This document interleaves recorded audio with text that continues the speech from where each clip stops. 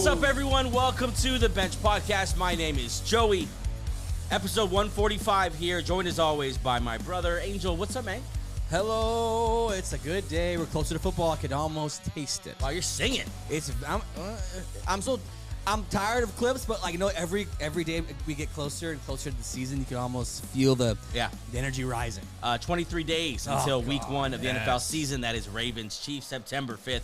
Cannot wait. Yeah, and then there's fantasy drafts happening right now everywhere. Yeah, so next couple weekends, the biggest weekends for fantasy draft. We have ours Saturday for our league of record. Looking forward to it. And then, of course, if you're signed up for the Bench Warmers one, I think we want to try to do that live, or at least on that weekend when football starts. I don't know, we'll do something fun.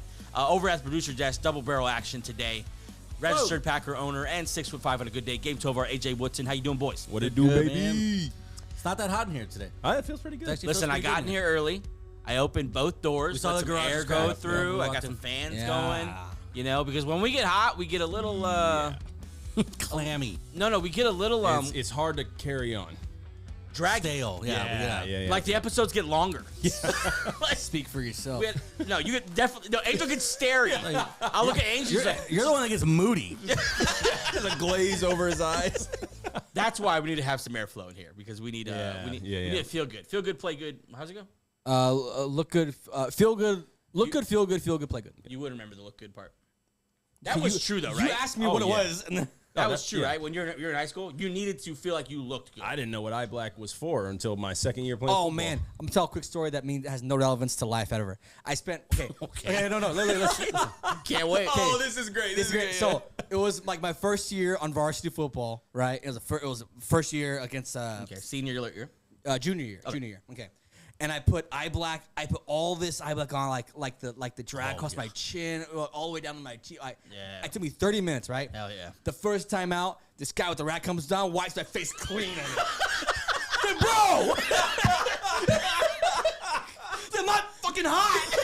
Oh, my God. The towel was on black. I was like, you ruined two things. So we all went to the same. The rest of the game is ruined too because that's the first series. So you have to play the rest of the game now. We just smeared paint. You just look dirty. I was looking forward to post game being all like battered. But then it was just white. It was gone. This for Wednesday, August 14, 2024. On today's episode, we're going to get into the news. There's a couple stories just kind of hanging there. We're waiting for them to be resolved.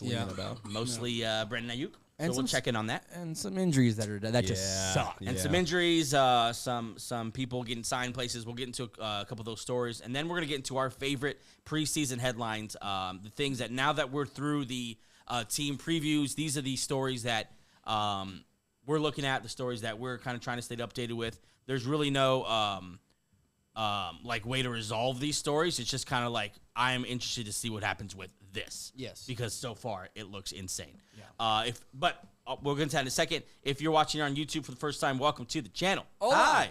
Subscribe. Turn on those notifications. You can't do that. If you're listening, someone asked me to do that. You know, someone asked me say hi when he says hi. I just want to see what he does. Who? Your wife. No, a friend of mine who lives in Oakland. But yeah, I'm not going to put his name. Hi. Yeah. If you listen on Apple, Spotify, iHeartRadio, or Amazon Music, thanks for joining us on the audio version of the Benched NFL podcast. Of course, brought to you by the Fans First Sports Network. Follow us on Instagram, X, and TikTok to follow the show between the show. All sorts of clips, highlights, reaction from stuff happening throughout the league on all those different platforms. There's different things going up, and then conversations about football and all those as well. So make sure you check those out. Search at Bench Show, and then check out benchshow.com and sign up for the weekly email that's going to be going out here just in a couple of weeks. Got a handful of you ready for that. Some betting information, some fantasy stuff, some show clips, some exclusive content. Maybe get Gabe in a bathtub or something. Ooh, you know what I'm saying? Exclusive. Gabe's calendar. Gabe's calendar's coming out. We gotta do a bench calendar. We gotta do a bench calendar. Yeah, we do a bench calendar. Anyway, also check out the Bench Beat articles on Fan and Fantasy. What's the name for that one? And all things NFL. New article up there about over-under for the year. Okay, I got a little, in honor of the two biggest fantasy football weekends of the year, I got a little keep trade cut for you. Got one question here today, and it's about running backs. Now, we know there's a lot of the top-end running backs. You think of the Breece Halls, the Christian McCaffreys, the Bijan Robinsons, those guys. But then there's like a whole tier of running backs where you're like, are these guys those guys? You know what I'm saying? Like, do they have the chance to be those guys? They're either top 10 or bottom 30. Exactly. Or they'll be living on that. I got 3 names for you. We'll do keep, trade, cut these guys, and we'll start at the producer's desk. Your options are Chiefs running back Isaiah Pacheco, Buccaneers running back Rachaad White, and Buffalo Bills running back James Cook. Keep, trade, cut. We were talking about a redraft league, PPR standard format. You want to start? Right off the bat, I'm going to take the guy that is involved with the best offense on that, Pacheco. I'm going to keep him. I'm going to cut White. I'm going to cut White, and I am going to trade, what's his name, Cook, because I still feel there's some people out there that believe in him. I don't believe in him. I don't know if you believe in him or not, but.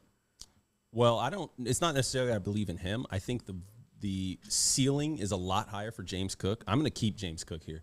The ceiling's a lot higher. What the potential of carries and potential of target share, positive, as some people like to say, positive touchdown regression. I don't think that phrase makes sense, positive regression, but in the fantasy football community, a lot Explain of people what they mean by that. It's essentially like it can't get any worse than the previous year. That's such a fantasy league positive regression. It doesn't make sense, but Stupid. It's saying like basically in the way of a regression where somebody's having this year that's like they can't possibly repeat, that they're going to regress. It's the opposite way. James Cook. I feel like you could say that about Pacheco too, though. Well, because, okay, but Pacheco's even though he's on a good offense, he doesn't really see the ball that much either because they pass. And I don't think he's going to see the ball any more than he did last year. They brought in more receivers. Well, positive regression. What he's talking about is about stats. Like things line up where they should get the touchdowns. Yeah. And they don't. And so now, like, okay, this is gonna correct itself. But this how isn't an long arguable don't they? stat. Like it's a very clear I'm stat. not arguing the stat, but I'm saying like how long do we wait until we're just like out on Cook? Well, this is what I'm saying. I think James Cook has the higher ceiling here. We're talking about keep, trade, cut. I'm keeping James Cook. I think Pacheco has the highest trade value of any of those 3 right there. I would say it's the other way around, but yeah, and then I'm cutting Rachaad White. Dave Canales is not there anymore. They're not going to hand him the ball 28 times a game. I do not agree with you. I don't understand. Which one? I'm keeping Rachaad White. I'll keep Rachaad White. That's RB4 last year. They've only improved their offensive line, and it's David Canales' offense. But Baker Mayfield has been a check down quarterback almost his entire career. So like I don't see they didn't bring any competition in. That's of the note really. I'm keeping Rachaad White. I'm trading Pacheco because his ADP is like second round. You can get some great. The hype is up. I'll trade him. And I'll cut James Cook just because he's like Gabe. I believe in him, but I don't know where the touchdowns are going to come. And I want guys who can score touchdowns. Or in PPR, Rachaad White might catch more than James Cook's. I'll cut Cook. I'll keep Rachaad White. I'm trading Pacheco. I'm cutting Rachaad White as soon as he steps in the door. Hey. I'm handing him his papers. There you go, Rashad. Don't get comfortable. Yeah, I just they're the worst running game back-to-back years. I understand that's not what he's built on, his value. 64 catches last year. Yeah. I just feel like his value is such a fragile structure. You know what I'm saying? It's just like it doesn't make sense that it's going. It's cool that it has. You understand how it has. But I just feel like at some point it's just he averaged 3.6 yards a carry last year. At some point they're going to figure out, okay, let's just shut down his passing or whatever. I don't know. I just feel like, and I feel like the loss of Dave Canales is a big deal. And I'm out on Rachaad White, and it's just it's going to be by far the worst offense in this whole group. I'm keeping Isaiah Pacheco because I just think his floor is going to be so high. He's always going to be double digits.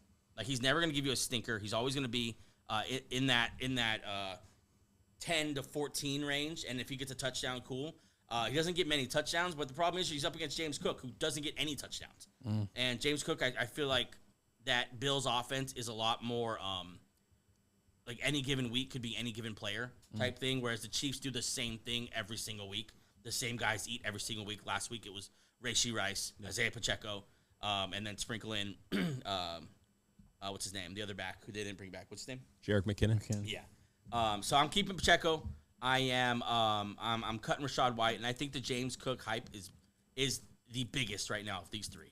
Like I think people think Stephon Diggs is gone, James Cook is the guy now, and I think you get the most back for James Cook personally. But did you say who you think is the most valuable in the trade? Pacheco. Yeah. Pacheco is, yeah. But that's just my theory, my strategy. Actually, I'll keep the the running back like the Rashad White, who could just carry me, and I'll trade Pacheco for a wide. That's why that's just my strategy. It's interesting all of our different perspectives. Like you took the floor, I'm taking the ceiling guy, but and neither which is wrong. Yeah, it's just how you do I'm it. just assuming the rest of my roster is stock. If it's my roster, everything goes according to plan. I'm good. God, I love fantasy football. I know. I man. can't. That's all we talk about. Oh, dude, there's a guy. Where's my trophy? There's Show. first of all, This is the first time. There's only one name. I gotta take some photos this week, so you guys will see him at the draft. Oh no way! No, yeah. So I've been working I've been working from home for like the last 4 or 5 years. Yeah. Just started working in an office. You took it to the office? No. Oh, wow, that's a good idea, actually. No, but there's like Don't one take the other office. guy. We're like, I work for a bank. We're in like the branch, like at the tables. There's one other guy that he's like our age. Super cool dude. We talked fantasy football for 2.5 hours today. And then the big boss, one of the like regional managers, came in and we just stopped talking. Okay. Yeah. Wait, but where's the trophy? No, undisclosed location. Oh, gotcha. Oh, wow. Yep. What's happening? I don't know. Gonna get You know some that's not photos. actually yours, right? It's not yours. It hasn't ever been yours. Does it? It was mine the year before. Does it belong to whoever's name is on it the most? Then it's mine. It's whoever's name was on it last. Eric's name's on it the most. 2 times. Twice. It's on. It's whoever both- has we're it both at 2 times. last. Because it. That's fair. It's over. So it's mine until Yeah. January 1st or January 2nd, whatever, and then I'll bring it out to the car and then bring it back in because it'll continue to be mine. In my home, we call it Daddy's trophy. amongst the Tovar house. I literally have pictures yesterday of my daughter. We're going kissing down the trophy. every available rabbit hole right now. Just like, oh, there's one. Well, you brought up a segment about fantasy. yeah, with us. What did you think was going to happen? Let's get to the news.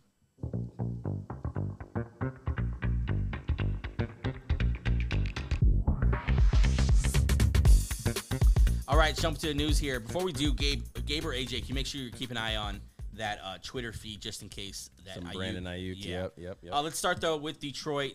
Bummer here. Running back Jamyr Gibbs left practice Monday, being evaluated for a leg injury. I've heard hamstring. I heard ACL for a second. Yeah. That was scary.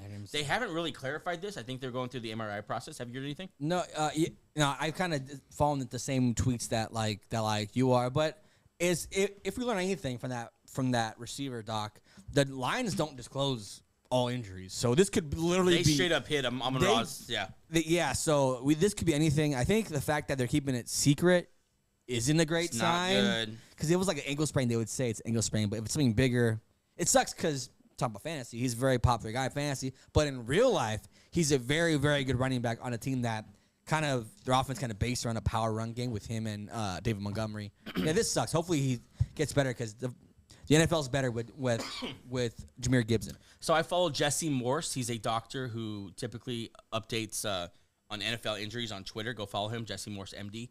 On Jamyr Gibbs, diagnosed with a hamstring strain. God, I can't. I got a cough. Can you read that? That's with a hamstring strain today. We don't know the severity or specific location or leg. Sweet. Wow. Thank you. It could be either one at this point. It could be the elbow. Gibbs also suffered another soft tissue injury, possibly on the same one during OTAs. He was cleared on July 27th, just about 2 weeks ago. Oh, God. So he's had recurring soft tissue injuries. If it's the same leg as OTAs, I'm telling you, these soft tissue injuries. I mean, if they can locate it first, that's step one. Lions, Operate on the right we leg, know please. it's on his body. Lions are keeping it close to the chest. Man. I'm telling you, they're lying. They're liars. Hey. Cars. Yeah. We got really into it. Do you not know what you said? Yeah, no, did you not? So the Lions are say lying. lion. The Lions are lying. Lions are lying. Oh. Nice. Hey, that's going on the board. Yeah, that's going on the pretty board. good. I was so in the zone. I had no idea what I said. That's unconscious. This is the sick boy. I didn't even know I was saying it. But yeah, well, I mean, we'll see what happens. Hopefully, come week one, he's back. In the rotation there with David Montgomery. Who's their week one? Oh, Rams, right? Yeah. Oof. Oh, man, they need him. Yeah. Hey, he's just a dynamic part of their offense. This offense is one of the offenses that we all think is just going to explode this year. A top 5 unit. And Jamyr Gibbs at the center of that. Anyway, let's move on here. Another injury, and this one sucks. Yeah. This kid just kind of came on the scene here. Vikings quarterback J.J. McCarthy has a torn meniscus in his right knee per head coach Kevin O'Connell. So McCarthy came out slinging it the other day. Yeah. Was fun. Threw a bad interception, but I mean, did things that we were told McCarthy doesn't do. Yeah. Doesn't throw down the field. He isn't aggressive. He just manages an offense. He was hair on fire playing. What I saw is someone who wants to throw it downfield, who is pretty athletic. Yeah. Who is tough as nails. I saw him take a shot on the chin and stick in there and deliver a on-target football. Yeah. Things that people obviously were all really excited about.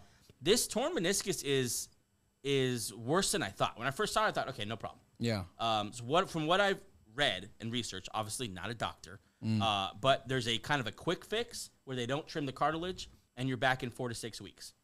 Or there's a surgery that is, I guess, a little more extensive, but you're back in 4 to 6 months. And so, that's a season then for them. Yeah, not sure which way they're going to go here. It's obviously the future of their franchise right now. So, he doesn't have enough reps. It's also a quarterback though, so who knows? He is young, so I guess you can just say, let's just get in the surgery, get him right. We're trying to get him for 10 years, not for this year. Yeah, it's true. I mean, what would you do if you're the GM, if you're a coach? What are you telling this kid who's probably saying, "Give me the shorter path because I want to play right now"? I would go with the shorter path, and I would keep him out of NFL action still. Go with the shorter path because I think he needs the practice reps. Yeah. I think he needs the coaching. Yeah, I don't want to go stick him in a training room. You know what I'm saying? I think that hurts his development. Just keep him in the building and don't put him in live action. Maybe even carry another quarterback who is your backup until you feel like this kid is ready to go. I think as much as as he showed the other day, and I was excited about him, I think you still slow play the hell out of this guy. Yeah. Because you're not ready anyway. Too. Okay, it's time for our daily now. Brandon Aiyuk update here. So annoying. The latest on Brandon Aiyuk from Ian Rappaport kind of laid it out nicely here.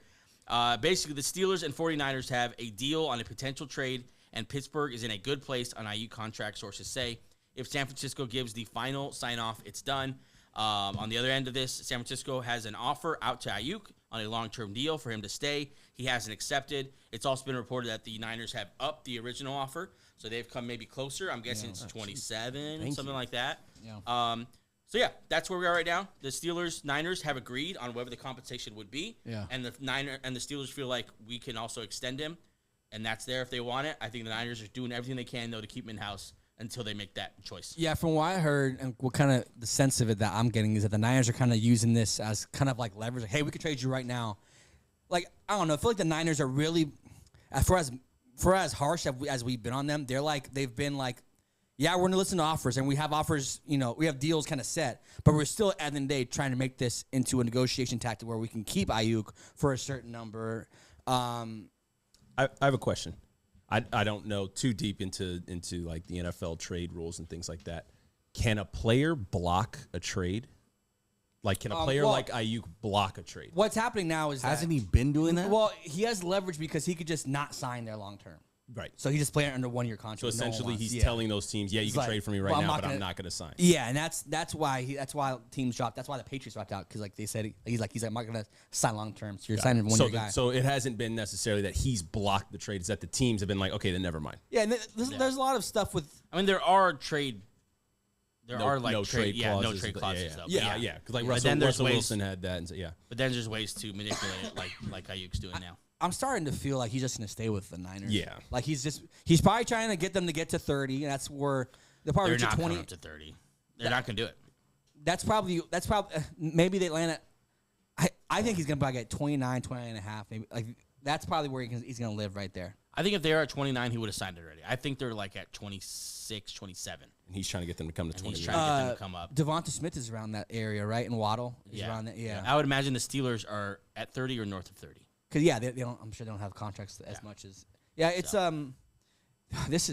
it's annoying. It's exhausting at this point. Yeah, it's just time for a resolution at this point. Like it's it's time. Okay, I get it. You guys have negotiated the hell out of this thing, and good for you. And this has been a thing since, was that post Super Bowl where he or was that even before the Super Bowl where he posted that video when he was in the hotel room of the highlight? Yeah, and if you guys seen the list of players that potentially the Niners are asking for back, Minka Fitzpatrick. Yep.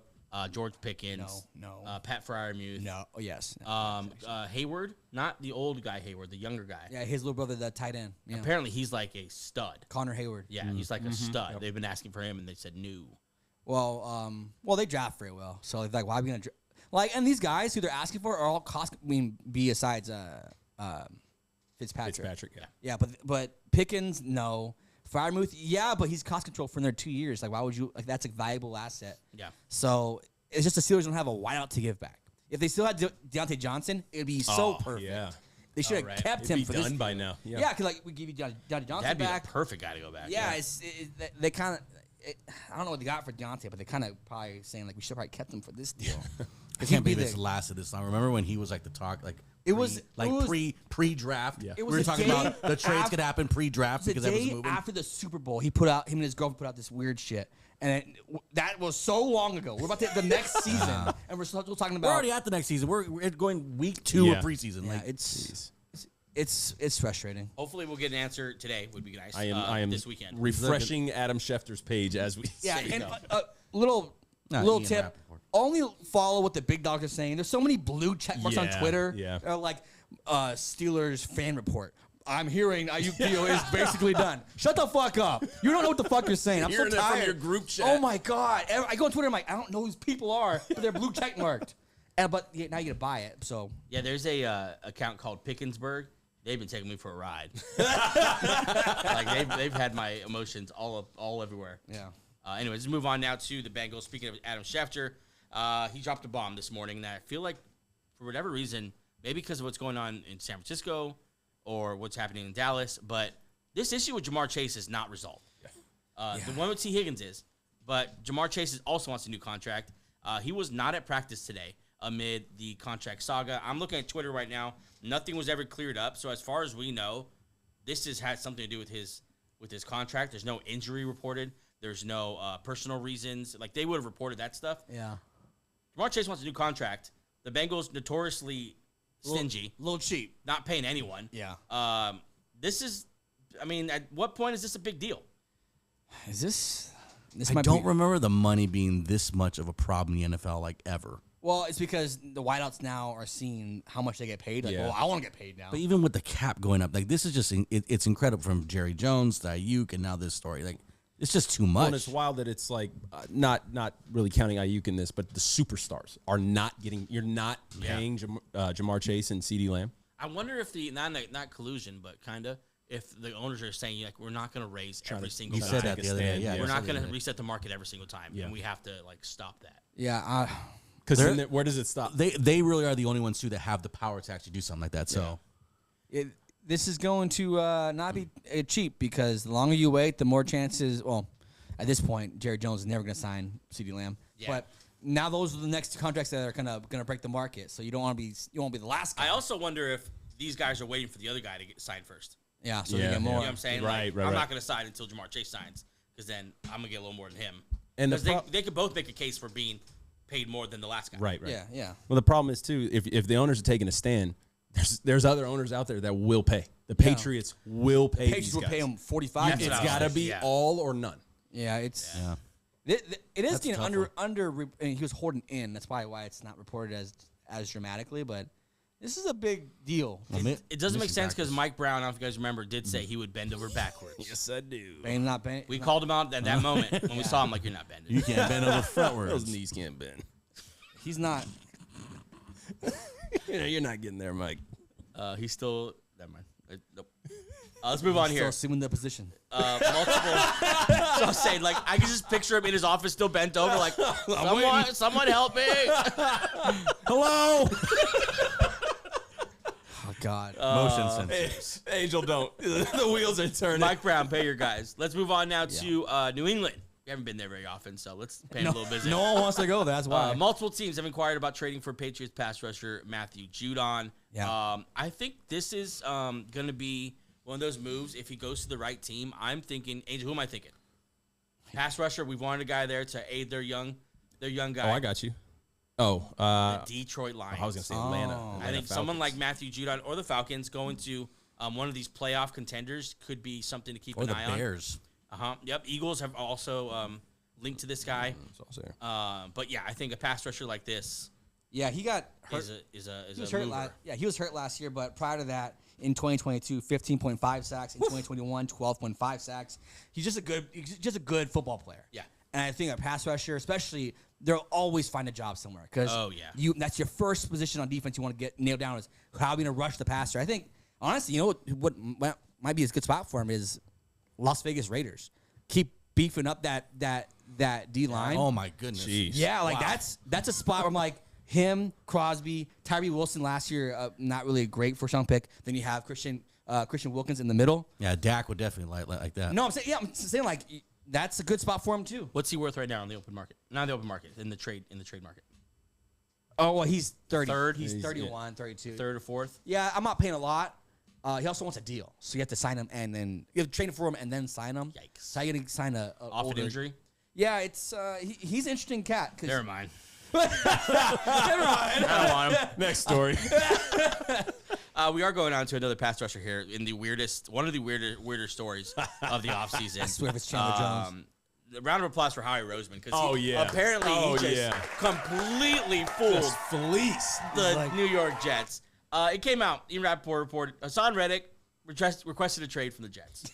He hasn't played for them yet. You know He what? hasn't practiced for them Hasn't yet. been in the state of New York. I don't like you guys. This is such a Madden move. To trade for him and then trade for him again. I don't know who's the bigger idiot. Joe Douglas for not vetting this guy and getting a contract done before you trade for him, or Hasaan Reddick for asking for a trade for a team that's never seen you play before. Hey, Howie Roseman has a chance to do the funniest thing ever. Yes. Trade for him. Trade back for him. I'll give you a 6 though. I'll give you a conditional 6. Yeah. The guy's not even playing. But way back when, the Jets sent a conditional 3rd to the Eagles in exchange for Hasaan Reddick. He showed up for his physical and press conference, spoke highly of the organization and the opportunity, and never stepped foot back in the facility. God, dude. The Jets released a statement. This is going to go well. They said, "We've informed Hassan that we will not trade him, that he's expected to be here with his teammates, and that he will continue to be fined per the CBA if he does not report. Since trade discussions back in March, we have been clear, direct, and consistent with our position. Our focus will remain on the guys we have here to prepare for the regular season." I think he is up over $2 million in fines right now. Wow. I don't like that language either. I don't. Yeah, yeah. He'll be here with his teammates. Yeah. That's the one that gets This is why they're in trouble. 'Cause This was, if they didn't say it to him, this was the thought in trading for him. Yeah. No, we're just gonna make him do it. Yeah, I don't think you can. He has 1 year left in his deal. Yeah, productive player. Last 4 years, double-digit sacks. Obviously, he was a big part of the Eagles' defense 2 years ago. But low-key, though, he's bounced around from team to team. I wonder if this is just an oversight because he's performed so well that, like, he's kind of an oddball. There were whispers in the Eagles locker room last year that he was a little bit of a diva. he was not good for a bad situation. This segment is brought to you by Dad Gang Hats. Dad Gang makes the highest quality hats in the apparel industry because they use premium materials, pay close attention to detail, and prioritize durability and comfort. With so many styles, colors, and designs, they absolutely have the right hat for you and the dad in your life. Use code BENCHED76826. That's BENCHD 76826 for 15% off your first purchase. Shop Dad Gang Hats, quality hats for quality dads. Okay, we're back with our favorite headlines. And I've been waiting for, it took a long time to get through these divisional previews. Yeah. And we've been kind of just sitting on these. They're so Fun, though. They're They're fun. Sitting on these headlines and waiting to talk about them. And here we go. Let's jump into this one. We talked about this a couple times, but it is one of the biggest stories of the offseason. And we went to Cowboys camp, and we talked to the fans, and we saw them take the field without CeeDee Lamb. We saw Michael Parsons. We saw Dak. We saw those guys. Let's start with the Dallas Cowboys, and really Jerry Jones is the most famous 89-year-old in the NFL right now. I think he's literally 89. Is he really 89 years old? Wow. I think he's somewhere close to that. Let me fact check that. Yeah, could you? But yeah, Jerry Jones, he came out recently and made another statement. He's 81. 81. So still a little bag. Yeah. Still a little back. Most recent statement on CeeDee Lamb. So if you remember, the last statement he made was, we feel no urgency to sign this guy. Great Wise. Great quote. Very wise. Yep. So then he got back on the NFL Network and said, "Now I understand completely the angst that's happening when you're anxious about and someone says anything about whether or not you're missed." So basically saying, I understand how CD feels. And he says, well, CD, you're missed, okay? But you're not missed out here competing. And it doesn't put any pressure, any plague. This is misspelled. It doesn't put any pressure of any kind on us. So kind of double down on whatever you're doing, this holdout isn't working. We feel no pressure. And I still have the upper hand here. I'm still in control here. You know what annoys me about like comments like this, like to the media? Do you think he's even spoken to CeeDee Lamb since draft night? No. Since CeeDee Lamb's draft night? I was just about to say I would like to put all the money I have in the bank that he is gone at the end of this year. There is not a chance he's coming back. I mean, they could tag him. That's the bummer with him. Yeah. That's what you like about Dak is Dak could just literally just give him the finger and be like, I'm out. I'm done with this. Yeah. But they could tag CeeDee Lamb. But, I mean, CeeDee Lamb is one of those rare air superstars where he could possibly force his way out. Yeah. Like, how long are you going to go out? You're going to go without CeeDee Lamb. Yeah. So, we'll see. That's where CeeDee Lamb is. This is the team that just crossed the $10 billion mark in their value. Yep.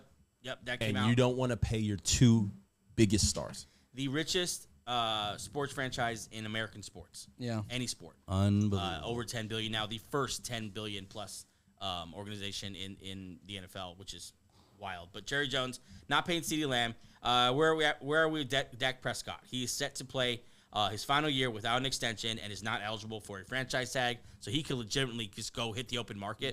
And why not? Yeah. Like Why in your prime. Why stay?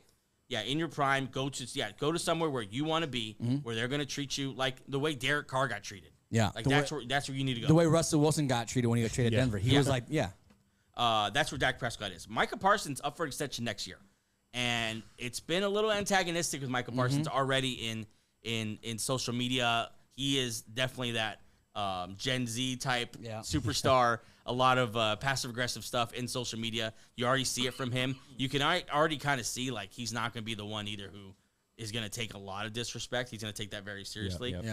So Micah Parsons, that's where he is. We'll see. I mean, extension next year, and then Mike McCarthy, no new contract for him either. So your head coach is on playing on a dead contract as well. So the four most important people on your team right now. Yep. The head coach, the best player on offense, the best player on Quarterback, defense. the wide receiver, and your pass rusher. None of them have contracts. And it's almost like Jerry Jones is holding the money hostage. Yeah. Like, I'm not going to pay you guys unless we win a Super Bowl. That's so funny. I'll do it. I swear. Well, that's the problem is that what are you even threatening? What are you these going to guys? do? Yeah. They're going to get their money. In fact, I was thinking about it. All three of these guys would reset the market at their position. Yeah. Yep. All three of them would reset the market at their position. It's not like this is, Kirk Cousins and, Josh Jacobs and like good players, but not the best at their position. Yeah. These are the best of the best pretty much if they hit the open market. And I just don't get the bluff here. I don't get using like, hey, win a Super Bowl, I'm not going to pay you as motivation. Yeah. Like, is any chance that going to work? No, it's just a weird tactic to like not have any of them done. I get like if they had CeeDee Lamb already done, like okay, well they wanted to go young at wideout, maybe they're gonna let Dak go. At least they have a number one wideout for the rookie quarterback next year, like kind of what the Vikings did. They let Kirk Cousins go, but they signed Justin Jefferson. They probably should copy that. And then Micah, you do that immediately. I know we don't like him in that same realm as like a T.J. Watt or a Myles Garrett, but he's still a top 5 impact player. Yeah. And him and Stephon Diggs are homegrown players you drafted high. They've grown into superstars, which they are. And then now at this point, we always say unlike this show, good GMs draft good and sign them as soon as they can because that's how you do it. They hold on to their homegrown guys. Yeah, that's what you do. And to not do any of them and to have these comments where it's almost like antagonist, like you're trying to prove like you mean nothing to me. Like you're just a player. I can replace you. I'm like, I don't know if you can replace Micah Parsons, CeeDee Lamb, and Dak Prescott as quickly. And also, he's 81. How much? Can he go through another rebuild? Like, how long does it take to rebuild a team? Like, it's not just quick. Grass isn't always greener on the other side. Yeah, I mean, he's just proven. Like, Micah Parsons, when he drafted him, was a no-brainer. Micah Parsons was a stud in college. Right. Yeah. It's not like you did some incredible scout job because you drafted Micah Parsons. Same with CeeDee Lamb. CeeDee Lamb was an absolute monster. Dak Prescott, props to you for drafting him. Yeah. But it's not like you've proven to be some kind of personnel guru. Yeah. And, if he leaves, I'll just replace these guys because that's just what I do. Yeah. Well, you haven't in the last couple of years. Yeah. You haven't. You went and made a move for Trey Lance that, you thought might be a genius move. I think after Trey Lance's start, Dak's price probably went up. Yeah. It's like, well, it's not going to be that guy. So now here's my price. But I don't know what Jerry Jones' plan here is. Even as an Eagle fan, this is so frustrating to me to see, like, the superstars traded like this. But, I mean, call his bluff. They're going to call his bluff. I'm like, all right, trade us. Like, what? And not only did he not pay these guys, he didn't bring anyone new on. Yeah. Like, he didn't give his team any help. They lost Stephon Gilmore, didn't replace him. They lost, I think, some linebackers. Didn't replace. I think Van Der Esch retired. Van Der Esch retired. He got hurt. Yeah. And so he didn't really give his team any help. He's basically saying, I'm going to run it back. I'm paying you guys enough. If you can't win a Super Bowl, then I'm going to do it again. These aren't minimum wage McDonald's workers. No. Like, these are guys who are going to go be successful somewhere else for some other franchise and make that fan base very happy. Yeah, it's frustrating. And like we said, we're not even Cowboys fans, but it's so frustrating for us. Like, if my team had this player, I would be so mad if you didn't sign him immediately or as fast as you can. And the longer you wait, the higher it's going to be. And I legitimately think they're going to let Dak go. But I think, like that's going to happen. Like, this is Dak's last year as a Cowboy. I think they just think that they can draft anybody and then they'll be good. Which, I mean, last time they had Romo, and then they drafted Dak. So technically, they've had a good quarterback since that time. You know, there's been periods where they've both been hurt. But you try to find an edge rusher who's been as productive as Micah Parsons or as impactful as Parsons. And then on offense, it's hard to find those wideouts. Ask the Patriots. Ask teams that They're very expensive. Yeah, they're expensive and they're hard to draft. Yeah. So, like, unless you have a top pick or you just got really lucky, it's hard to get those guys. It's just the arrogance that you can just do it next season is crazy. Yeah. Because you can't replace it. I mean, maybe you can, but it's hard to replace these three guys in 2 or 3 years. Maybe that's what he's trying to do, but it's just dumb. It's just dumb. It's just stupid. I think we'll move on after this, but I think if I was a Cowboys fan, the most depressing thing would be is that it's the owner. Yeah. He's not going anywhere. Like, if you get a bad coach, we've all been there, where it's like, I can't wait till this guy leaves. Yeah. Like, we're never going to win with this guy. Yeah. Or if you have a bad quarterback, like, we're never going to win this guy. Yeah. Like, that could be over in 3-4 years. This is the owner. You're stuck. You're literally going to have him until he dies. Like, he's literally going to be in this boardroom until he dies. And it's just that, I mean, one of the ladies said it in our interview, like, you just need to get out of the way. Yeah. It's not even about, like, it's the problem is bigger here and has been brewing for much longer. Yeah. And that is Jerry Jones at the heart of personnel decisions. Yeah. It's not his forte. Yeah, just to put a ribbon on this, Jerry Jones, idiot. Dak's gonna leave. CD's gonna be this weird holdout next year. So just buckle up. And Micah might be the same thing. I think we're gonna have this whole thing. This is the last 2 years. Yeah, we might do it all over again next year. Does CD play at all this year? Are we looking at I think another he's dug Le'Veon in. Bell? Or I think he's dug in. Yeah, I think I hope it's not the Le'Veon Bell thing. And there's enough money in the future where he's not freaking out. He's like, the problem is that you lose a year of NFL like service if you don't report by a certain time. Yeah. So he would just be in the same boat next year as far as like contractually. Yeah. And so I he's think he's only 25. He has to show up by some point and hold in. Yeah. That's the next move. And we'll see. I mean, that's obviously just an ugly. Your best player holding in. Yeah. It's just an ugly place to be. But yeah, this sucks. Yeah. Sorry, Cowboy fans. It's Honestly. I can't say it's gonna get better soon because it probably won't. So just. All right, that's the last bummer of a headline we have. Next one here is something I'm really excited about. The Jayden Daniels hype train is here. It's hot. It's here. It's hot. And I don't understand, looking back at it now, why it took so long for us to get here, myself included.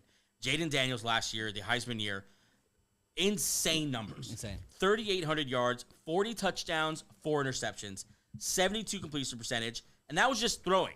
Yeah. If he was just a running back, he'd be fantastic. 1,100 yards, 10 touchdowns, 8 yards per carry. So big chunks on the ground, big chunks to the air. Like, he's just been a dynamic player at LSU.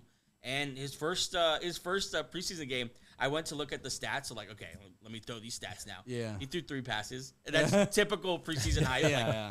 But 2 of 3, 45 yards. That first big completion, Dami Brown, 109 passer rating, ran for a touchdown. Teammates going on about him. And if you remember, Mariota was supposed to be the guy who kind of held the quarterback position until he was ready. There is no mention of Mariota. No. Okay, last headline here we're going to jump into, and that is something that I'm very, very excited about. I think it's going to – 2 guys that can really change how this season goes down. Yeah. That is Jordan Love of the Green Bay Packers and CJ Stroud of the Texans. We were talking before the show. We had a very similar segment or – conversation like this last year about 2 quarterbacks who were ready to take that jump into the elite tier last year, and it did not go well. Yeah. It was Trevor Lawrence and Justin Herbert. Yeah, we were very strong. We were very we went hard for those guys. All about those because on paper, like, okay, this is the 3rd year or 2nd year or whatever, and then they didn't. We get in because of injury and one because he's just not that good, I guess. But these guys, What do you say? Like you're more confident in these guys now than you were with those guys. Then. I guess that's how I feel right now. But was I? Because Well, I was here's pretty the thing, high on those guys. That's not a bad take. Like you said, like they're entering whatever it was their third or fourth year. Yeah. They had the weapons. Like Trevor Lawrence had just gotten Calvin Ridley. Calvin Ridley, you were really high on that. Christian He Kirk. had the right coach finally. Yeah. And then ETN. Justin Herbert with his weapons. Like that wasn't a bad take at all. And it's just so, not to be a downer, but as hopeful as we are for CJ Stroud and Jordan Love, we know this can go very badly. We just saw it. Yeah. No matter how well they did last year. But these guys did amazing last year. Last year, Jordan Love, in his first year as a starter, let's start with him. 4,100 yards, 32 touchdowns, 11 interceptions, 96 passer rating. His season was up and down, but mostly up. Yeah. I like to say it that way. Like he did have some rough games, but no more than any other kind of quarterback on his way up. And of course, finished super strong. Did struggle, I think, against the Niners. In the Niners, that's who they lost to, right? Yeah. Niners there in the playoffs. Obviously, they were on their way to a Super Bowl run there. But Jordan Love, a lot to be excited about. And I was looking at his career stats before he threw for 4,000 yards and 32 touchdowns last year. He was 3 touchdowns, 3 interceptions, just over 600 yards in the first 2 years of his career. Then he goes on to do that. It's really a crazy story, of how he's become who he is today. Yeah, and then in the last 8 games, wouldn't he have like 20 touchdowns, 1 pick or something? It was like 21-1, yeah. Yeah, and that's where we really kind of set off because he had a little bit. He started off hot, right? Yep. Then he 6-0. and then he hit a low point. His lowest point, obviously, It was the Raider against game. the Raider game. No touchdowns, 3 picks. interceptions. A week prior to that, against Denver, 1 touchdown, 2 picks. So kind of a back-to-back. So everyone was like, oh, it didn't work out. Jordan Love didn't, whatever. Yeah. They turned that shit on. And then he played well in the playoffs, Yeah. obviously with the Cowboy game being the high mark. And then the Niners, that was just a good game. I know it ended with him throwing a bad pass, but he played well in that game. I want to see it because I think this year the playoffs are going to be different for him. I don't. Aaron Jones didn't win that first game, but I'll say Jordan Love didn't have to do much. You know, when your running back scores 4 times, right? 3. 3 times, you don't have to do much. Not to mention the Cowboys weren't doing anything on offense, and then he struggled against the Niners. That's I think the next step for me for him. I want to see him now be the dude who's unstoppable in the playoffs and undeniable. Yeah, because that wasn't him last year. If we're gonna look at this honestly. Yeah. Up and down, mostly up during the season, and just kind of fine during the playoffs. Yeah. Right? Well, is that fair? Well, yeah, I think. Well, yeah, I think a little bit better than fine in the playoffs. But I get why you're saying that because he didn't. Why? Yeah. What would we just say because that? he didn't play well against the Niners, so it's kind of evens out his high game. Let me look and at low how he game. did. But yeah, I think the one thing where I know you talked about it earlier. The one thing that kind of hinders me from thinking that he might throw for 50 touchdowns is that the unproven weapons around him. Like with Stroud, we can see it because of the weapons. But with the Packers, it's a lot of young wideouts. That's the one thing where I'm like, I don't know if he can throw for 50. Because I don't know if he has the talent around him to catch 50 touchdowns. You're like, is that a fair concern? I mean, according to Gabe, those guys are going to catch a lot. Well, because I'm not saying they're not talented, but there's I didn't have him at unproven. 50. I have him at 40. Yeah, like either way. That's a nice projection. Well, no, I'm not crazy. When you think like that number though, that 50 is like Mahomes, Peyton Manning in his MVP year, that's a big number Bo for Nix. quarterbacks. Yeah. Yeah, I don't know. I don't know if he has that guy. Because usually when you have that kind of you have some receiver that caught 15. Some alpha, yeah. Yeah, I don't know if he has that guy. Well, but I think this year, last year, he had 30 touchdowns? Yeah, he had 34. Yeah, I can see him. 32. I can see him, dancing around 40. You don't think between Reed, Watson, Dobbs, Wicks, those guys are getting 30? Well, it's just tough because they haven't done it. So this is just pure I think he's a great quarterback. I think this year will be his true breakout year. But I got to see something from these guys before I say he's going to be the top tier quarterback. Yeah, I mean, every quarterback. It's definitely fair because they're all ascending right now. Yeah. So you just don't know Yeah, we just where don't know or who. how far they're going to go. So And yeah, then- no, it's totally fair. Okay, is it? Sorry, go ahead. Finish your point. No, I'm just saying they each have. I already said it. It's like unproven weapons. Okay, so basically what we're talking about here is the emergence of CJ Stroud, of Jordan Love. Can he, at the end of this season, be mentioned in the Joe Burrow, Patrick Mahomes, Josh Allen? Is that where he's going to be? Yeah. Now, when I think of his weapons, that's the most interesting conversation. Yeah. I do think a couple of those guys, we've kind of seen it already. Like we've seen, I think Christian Watson and Dobbs, we've seen it that they are. I don't think they're superstars. I think they're nice receivers, but I don't see them turn into that guy who's going to 15 to 18 touchdowns. Yeah. I don't see it with those guys. Wicks and Reed, I think, are the guys with the what are they now this year? And if those guys maybe go off, I could see them touching 40. Yeah, and then I don't think that's a terrible number. 50 though, no. 50's gonna be tough.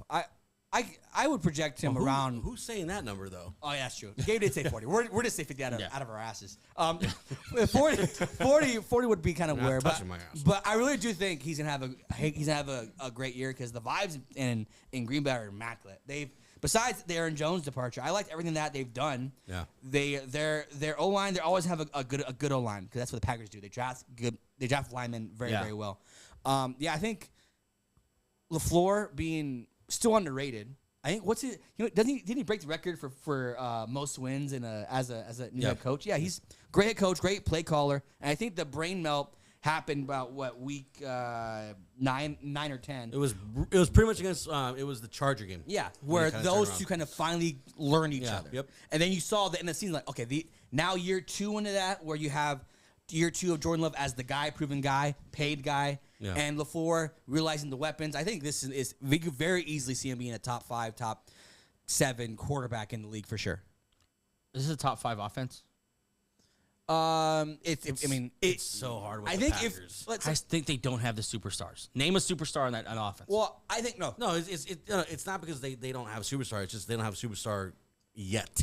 Yeah, I think it's a better way of saying that. There's a lot of quarterbacks. There's a lot of talent on that team. There's a lot of talent on that team. I think they have a nice group of talented players. I don't think they have like a guy. Well, here's what all great quarterbacks do is they make the players around them better. So I'm thinking that if we're see Jordan Love's gonna elevate, they're not gonna stay the same at their level. I think someone else. One of them has to. If we're projecting him to go 40 touchdowns or around there, he might bring someone up. Here's what I'm saying though. Like last year, CJ Stroud did that. Elevated guy. Nico Collins, right? 90 some catches and whatever, huge season. He only threw 23 touchdowns. So, like, don't you think if that was going to happen, it would have happened for Jordan Love, who threw for 10 more touchdowns? I heard in a podcast, like, we're all hoping that CJ Stroud has a Jordan Love type season from last year. Now, do you think there's more left in the tank where he can now elevate these guys even more? Like, I don't know how much of a ceiling is there for these guys that we're seeing? Like, that hasn't been there already. Like, why didn't it happen last year? Well, we're saying that like 30 touchdowns to 40 touchdowns is a very real possibility. You did for 32 last year.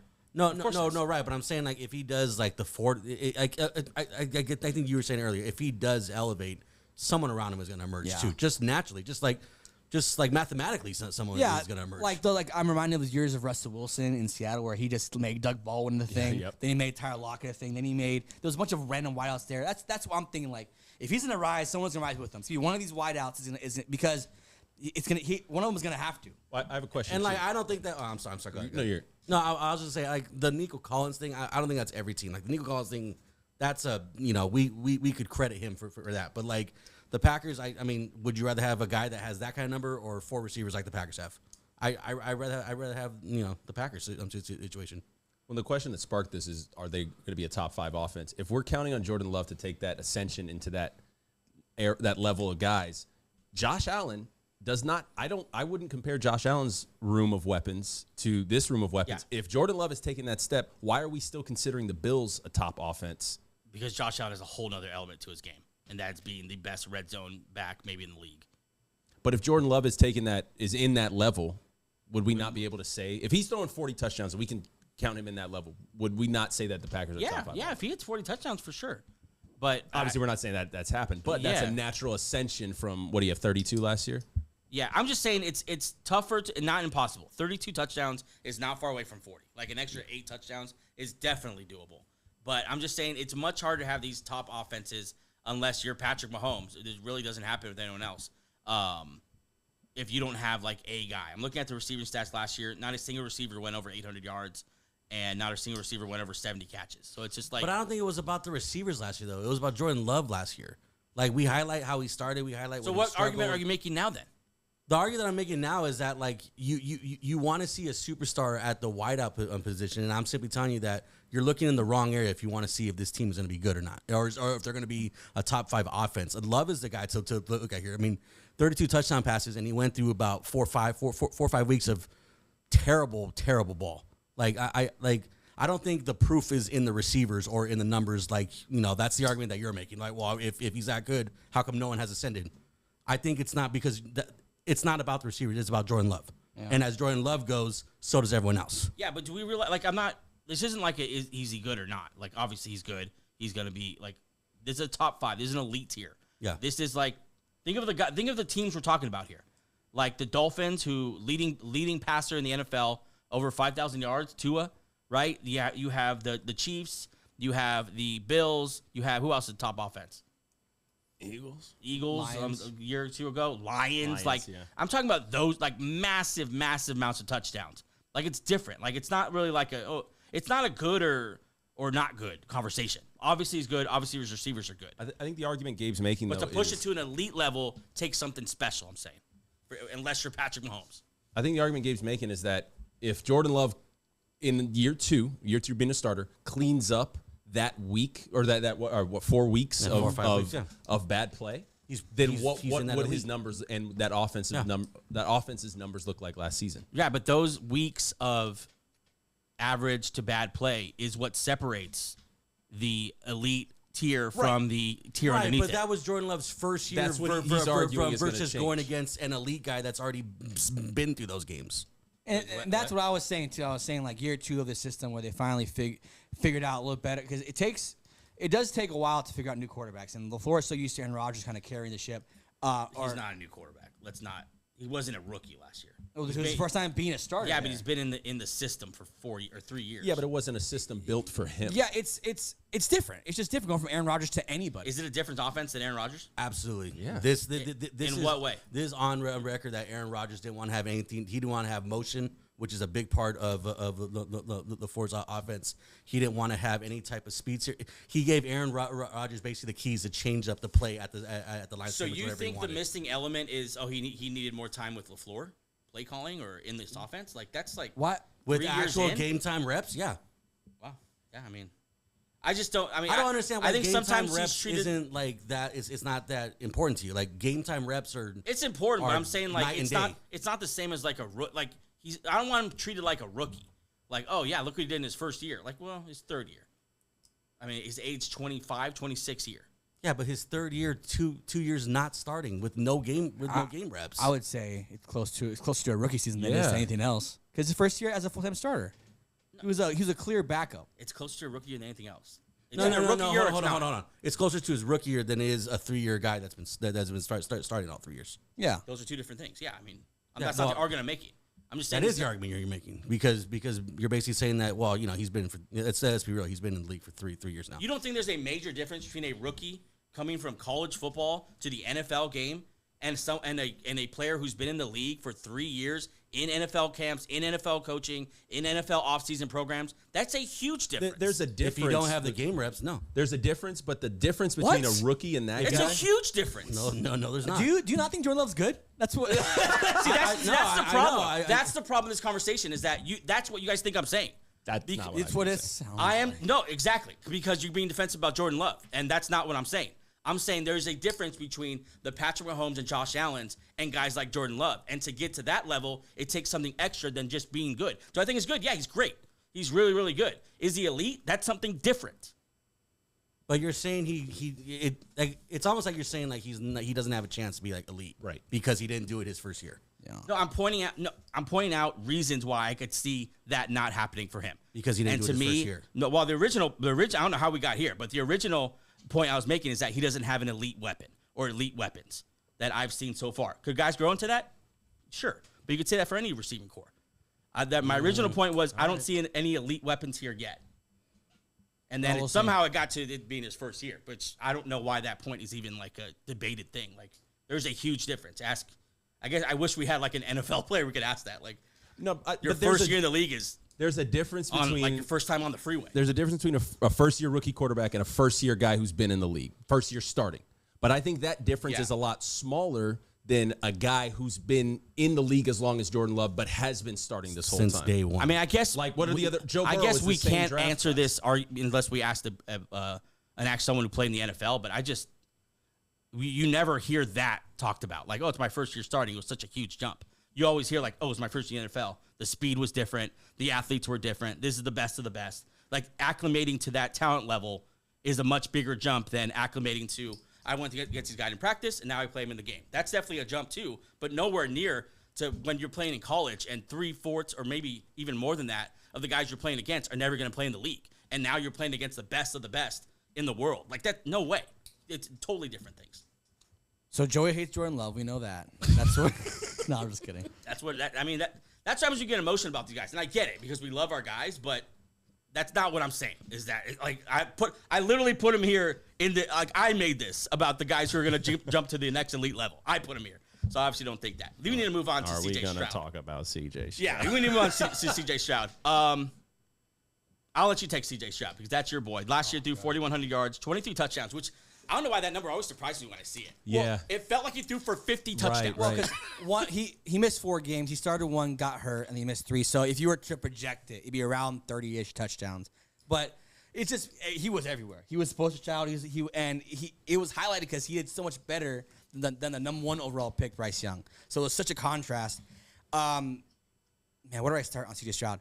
The amount of love I have for this guy, he's not even my quarterback on my team, is crazy. What was impressive about CJ Stroud was that, one, he did it with a bunch of guys that you wouldn't think would be good. Nico Collins, prior to last year, was just a nice guy who had a little bit of talent. Tank Dell wasn't drafted high because of his weight and his size. And then he just made this team's offense into a playoff contender. I know they didn't want to. You guys may not give enough credit him for a playoff win, give as much credit. But I think the sky's the limit for this kid. And then what they've done, despite Stephon Diggs being kind of an idiot sometimes, he's still a talented player. So you added more talent to this offense that already had a good year last year. The amount of the MVP odds for Stroud are, I want to see those because they're probably still a bit too crazy because I don't think he's going to be MVP next year. Yeah. But there's a good shot at it because you could kind of see the landscape where I could see him totally being one of those elite players. Yeah, I mean, you see the way he throws the ball is insane, and from day one. Yeah. Day one, how he was. The fact that he wasn't throwing interceptions as a rookie, making that jump from college to the NFL. Yeah. That was, he set the record, right? Yeah, and then it wasn't like he was not throwing the ball. He set the record though for no interceptions to start his career. Yeah, his first pick was week 6. Prior to that, he threw the ball for 35, 30, 30, 47, and 44 times a game. Yeah. So he wasn't not throwing the ball. He's just impressive. Last year, his leading receivers, Nico Collins, almost 1,300 yards. Right after that, Tank Dell, 700 yards, which is like 7 touchdowns, 700 yards as a rookie. So it's arrow up for Tank Dell. And he missed 3 games? 4 games? Well, broke his leg at the end of the season. Dalton Schultz kind of emerged as his safety blanket guy. He had a good season. And they, of course, add Stephon Diggs. We'll talk about locker room Stephon Diggs in a second, but just on the field Stephon Diggs, to have those kind of weapons and give him to this guy who already threw for 4,000 yards without Stephon Diggs. I ask you this way then. Who's more likely in your mind to be on the Joe Burrow, Josh Allen level, CJ Stroud or Jordan Love? CJ Stroud. Why? Just because for what we talked about for the Packers, how we're expecting a player to rise. There's already players that were risen to that level. That's exactly the point I was making. No, but I'm saying like, I'm not going back to the Jordan Love comment. I'm not doing that. You don't have to because you're making the exact same. You're making the exact same. Okay, argument. but if Stephon Diggs was in Green Bay, what would we be talking about? I would say I feel like he has a good chance of getting to that elite level because he has an elite weapon. To your original question, I do think Stroud is going to get to that level. They're really similar. These 2 players. It's hard to pick which one is better, but I would just go Stroud because I like Stroud better. And honestly, this shouldn't be a thing, but the draft capital always kind of tilts one way. If you see a guy who picked second, the guy who's picked 26 in the first round, you're gonna lean towards the guy who's picked higher. That's just naturally. I think that's why people kind of view him in a different tier. And then Stroud, I don't know. I think Stroud have a better year, but I can see them have very similar years because the vibes are very much the same. They both got good running backs now. They both have weapons. Some obviously are better than Texans are obviously better on paper than Green Bay's, but I think what they lack in because a little hidden gem in this whole thing is that Houston Texans line did give up a lot of sacks last year, and that's why he got hurt for like 2 games. Yeah. Jordan Love always has a good O-line. Packers always have a good line. That's kind of, if you try and nitpick which one's going to have a better season. But I would, to answer your original question, it would be CJ Stroud. I would pick him to jump that tier into the Burrows, Allens, Mahomes. You guys, more likely to reach that elite tier. Well, we know who Gabe's going to say. Man, But make your argument. it's tough because I feel like they're both gonna get there, but more like if I had to answer to one, I would just ride with my boy. Honestly, I'm just gonna ride with my guy. I've seen too much with the Packers. I mean, I don't watch a lot of ball on the other side, but I just seen too much with the Packers. I think it's gonna slow down from here. Not sure what that was. I want to say Jordan Love, but what Angel said is exactly how I feel. Our brains are just going to automatically go toward the guy who was the second pick in the draft. Yeah. And if he's supposed to ascend, so where he was drafted, what he did last year wasn't even supposed to be like that. Yeah. So he's already passed up what he was drafted to do in his first year. So if that continues, he's going to be that guy sooner than it was expected. Yeah, it's so interesting to see what I'm so ready for football to come because I want to see if the hype is real. Yeah. Because last offseason, he had a great season, obviously. But the hype is like crazy. We just talked about him. Well, last offseason, we were being told he wasn't coachable. Yeah, he's coachable. And then he was stupid for not answering a test. Yeah, whatever. yeah. And then now we're like, he could be Patrick Mahomes. He could be like, if he can do this within 2 years, like, what an incredible. And then also, it makes Carolina feel like ultimate morons for Bryce Young still being there. They're still trying to make him work. Well, CJ Stroud is just easily ascending into the top tier. Yeah, well, it'd be fun if Bryce. I still believe if Bryce Young works. Well, we did when we were predicting records. We didn't make them lose every single game. So he's going to win this embarrassing. Well, no, I think Joey was one that said they're not even favored in one game this year. That's a fact. They're not favored in one game. That's horrible. And I'm sure the Texans are favored in most games, and they're in the NFC or they're in the AFC. Yeah. CJ Stroud, that point about the O-line is something I haven't really thought about because he was running for his life last year. Yeah. That's what happened in the playoff game. Yeah. Like I guess if you want to give him credit for the playoff game, you can make the argument that he never really had a shot with the offensive line, constantly running around. Last year, completion percentage just at 63%. You have to blame a lot of that on the offensive line and the fact that there was no running game. Yeah. I think this year I don't love Joe Mixon, but he's definitely going to be better than Dameon Pierce. And the O-line is just going to be better just because last year was so bad and injured. My choice, I guess you probably already know, it's going to be CJ Stroud just for those 2 reasons alone. Not to mention the OC. What's his name? Slowick, Bobby Slowick, yeah, Bobby future head Slowick. coach of the. He didn't leave. Yeah, he didn't leave. So just like with Ben Johnson in Detroit, how that's given them a major boost. I just think all the factors to me, my money would be on CJ Stroud. But also, if it both happens, like they're in this category for a reason. Yeah, they're very. There's a reason Will Levis is in this category. They're very similar. And God, and I think honestly, there's a cool factor with CJ Stroud. I only have ever heard Jordan Love speak. That's honest to God. I only have ever heard Jordan Love say one word. Really? I've heard Stroud speak. I have heard hours of Jordan Love. Well, obviously, yeah. But like Stroud's been everywhere this offseason. Yeah. So like On the it's already- podcast with it's Michael already in our brain Parsons. that he's a good quarterback and like he's a cool guy and all this stuff. I think he has a sex appeal factor. We're just getting worked by the media. Yeah, we're just getting completely this guy's So, God, I can't wait for football to start because I just want these questions to be answered. Yeah, there's only one way to answer. Yeah, it's just Yeah. And for these guys to emerge in different conferences just to add fuel to the NFL, like the NFL quarterback-wise is in a pretty good spot. Hey, me and Gabe we're gonna go see these guys in Green Bay. Yeah, I'm actually really excited. This whole conversation, I'm actually going to see the head-to-head match of these two. Yeah, it's very exciting. Okay, I got one more question before we wrap this up, and it's kind of like let's look at the other side now because we're looking at how can the guys be elite, what can keep them from being there, and what can propel them to being there. Let's look at the other side now. Okay. We're a year away. All right, it's next year. It's 2025. You're away from being a year away. We have about 5,000 subscribers at that point. We're huge. Just We all flying quit. We We quit our daytime jobs. yeah. We're big famous podcast. Gabe, who's the president if we're in the future? Oh, Just kidding. Bit topic. Go ahead. it's whoever the vice president is for Trump because they definitely try to shoot. They're him. gonna. He's definitely a goner by then. They're not gonna miss the second time. Anyways. But these two quarterbacks fail. Okay. All right. Why? Okay. This one's tough. Okay. Jeez. I'll start. Houston, the offensive line doesn't improve, and he just has injuries. That's what okay. Joe Burrow. Yeah, Joe Burrow. For the Packers, the weapons don't emerge. Josh Jacobs isn't what he once was, and they just never elevate with him, so he stays at the same level. Mine would be the CJ Stroud. For CJ Stroud, it would be Stephon Diggs is a major cancer, and there's problems. Joe Mixon actually is an old running back that you paid to come in and do young running back things, and it doesn't work out.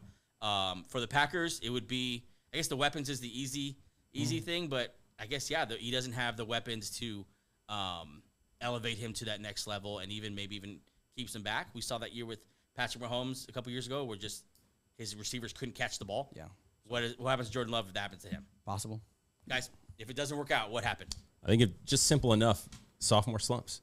Do opposing defenses figure both of these guys out after a year of film? Yeah. Yeah. Gabe, or do you do both teams? Oh, that's for both. Yeah, I mean, I'm a big believer in that too, but I would say, for Love, the obvious one is the weapons don't work around him and the sophomore year slump. For Stroud, I mean, it is difficult to see him fail, but I would probably say you bring up the offensive line. Yeah. Can he stay healthy? I have experience that with Burrow. It's a very real thing. Yeah, we shouldn't put off that point. Because a couple years ago, we were saying the same shit about Joe Burrow. Yep. And now what are we thinking? Can he even survive a season? It's a real thing. So it's a very these are obviously we think the guys can be great.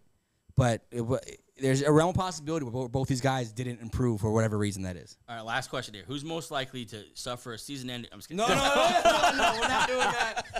Real quick on, we were just talking about Justin Herbert and Trevor Lawrence. Last year in fantasy drafts, they were going as QB7 and QB8 in the 5th round. The quarterback going right before them, Justin Fields. You know what? I think the ADP for Stroud and Love are I was going to say, it's very similar. It's very similar. Yeah. I don't want to put any bad stuff on them. I'm not going to even speak it anymore. Fantasy-wise, so Stroud's going 4 or 5 rounds ahead of Love right now. Are you taking that bait? Or are you saying, I'm going to wait and get similar production? I'll wait. Sure. Yeah. That's our show for today. Thanks so much for joining us for episode 145. I'm not going to prolong this episode anymore with any more ad-lib questions. Thanks for joining us, and we'll see you again on Friday with a preview of a weekend full of week 3 of the preseason. See you then. Peace. Bye.